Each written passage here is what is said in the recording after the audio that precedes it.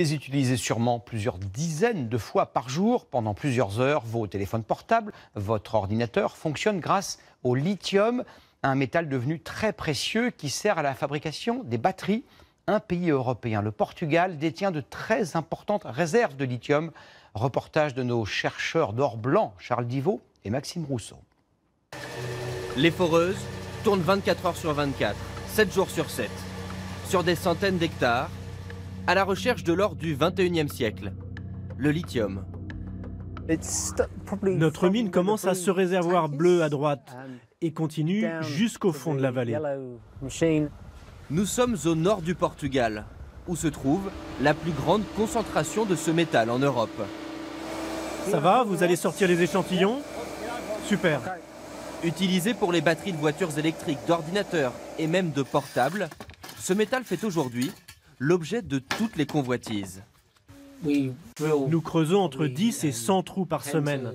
Et pour trouver du lithium, on peut forer jusqu'à 5 ou 600 mètres de profondeur. Des forages qui ont des résultats très prometteurs. Cette entreprise anglaise, qui a obtenu la concession d'exploitation, est assise sur une réserve de 20 000 tonnes de lithium. Alors Thiago, comment ça va? Qu'est-ce que tu as trouvé?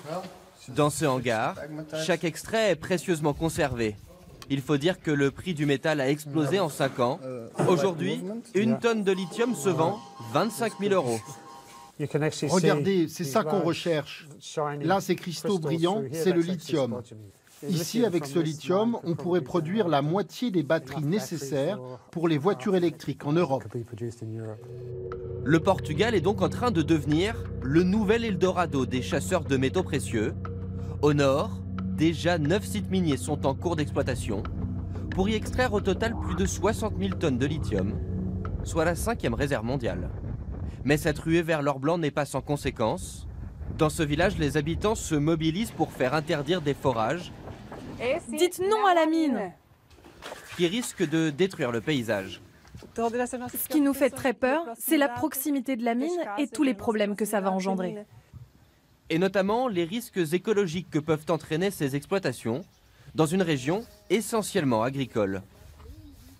Ça va tout contaminer, l'eau et bien sûr les pâturages aussi.